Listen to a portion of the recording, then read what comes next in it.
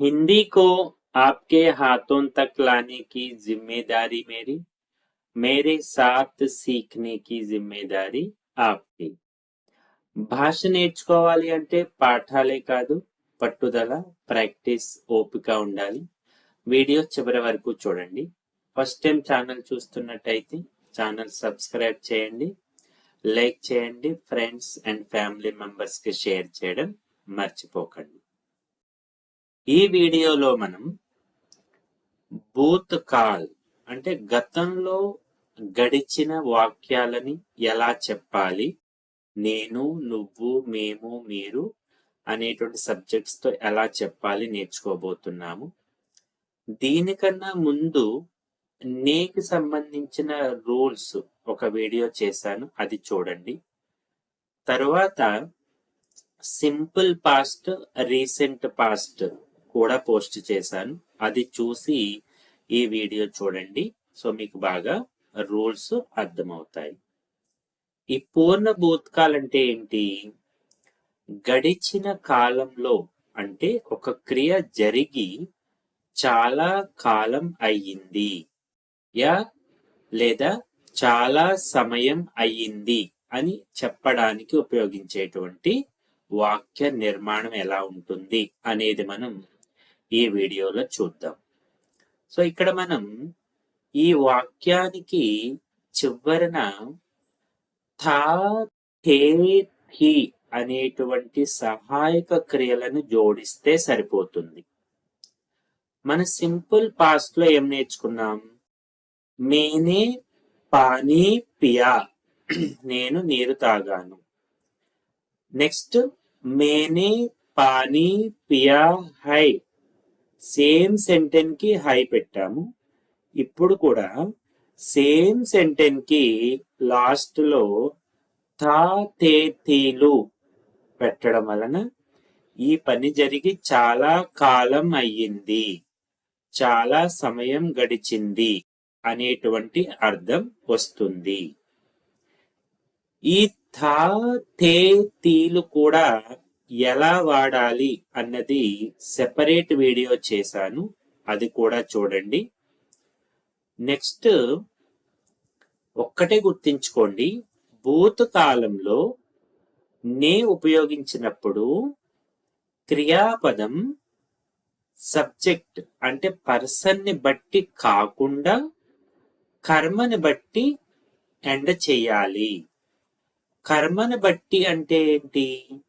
కర్మ యొక్క ఆబ్జెక్ట్ యొక్క జెండర్ ని నెంబర్ అంటే సింగులరా ప్లూరలా అది దృష్టిలో పెట్టుకుని మనం ఎండ్ చేయాల్సి ఉంటుంది. ఓకేనా? సో ఇప్పుడు నాతో పాటు ఓరల్ చెప్పండి. నేను నీరు తాగాను, మేనే పానీ పియా థా. మేనే పానీ పియా హై అంటే ఏంటి? నేను ఇప్పుడే నీరు తాగాను అని. దీనికి ముందు నేను ఆ వీడియో కూడా చేశాను. మేనే పానీ పియా థా అంటే ఈ పని జరిగి చాలా సమయం అయ్యింది. ఓకేనా? థా, తే, తీలు అనేవి జెండర్, కర్మ యొక్క జెండర్ ని బట్టి వస్తాయి. ఓకేనా? నేను పుస్తకం చదివాను, మేనే కితాబ్ పఢీ థీ. నేను తలుపు తెరిచాను, మేనే దర్వాజా ఖోలా థా. నేను ఫోన్ చేశాను, మేనే ఫోన్ కియా థా. నేను ఇల్లు శుభ్రం చేశాను, మేనే ఘర్ సాఫ్ కియా థా. నేను ఇల్లు శుభ్రం చేశాను.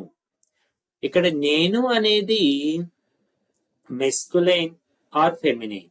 ఓకేనా? చెప్పేది జెంట్స్ అయి ఉండొచ్చు, లేడీస్ అయి ఉండొచ్చు, కానీ క్రియాపదం మాత్రం మారదు. నువ్వు పాలు తాగావు, తుమ్నే దూద్ పియా థా. నువ్వు సినిమా చూసావు, తుమ్నే ఫిల్మ్ దేఖీ థీ. నువ్వు ప్రశ్న అడిగావు. తుమ్నే సవాల్ పూఛా థా. అంటే చాలా సమయానికి ముందే నువ్వు ప్రశ్న అడిగి ఉన్నావు అని అర్థం. నువ్వు సమాధానం ఇచ్చావు. తుమ్నే జవాబు దియా థా. జవాబ్ అనేది పుల్లింగ శబ్దము. నువ్వు పుస్తకం తెరిచావు. తుమ్నే కితాబ్ ఖోలీ థీ. చూసారా, కితాబ్ అనేది ఫెమినైన్ కాబట్టి ఖోలీ థీ. మీరు పుస్తకం చదివారు. ఆప్నే కితాబ్ పఢీ థీ. మీరు గది శుభ్రం చేశారు. ఆప్నే కమరా సాఫ్ కియా థా. మీరు ప్రశ్న అడిగారు. ఆప్నే ప్రశ్న పూఛా థా. మీరు లేఖ రాశారు. ఆప్నే చిట్టి లిఖీ థీ. చిట్టి అనేది ఫెమినైన్ వర్డ్, సో లిఖీ థీ. రాసింది మెస్కులైన్ అయినా ఫెమినైన్ అయినా సరే సెంటెన్స్ లో ఎటువంటి మార్పు ఉండదు. మీరు టీవీ చూశారు. ఆప్నే టీవీ దేఖా థా. వహ్ అతను. వహకి నే జోడించడం వలన అది ఉస్నే అవుతుంది. ఉస్నే.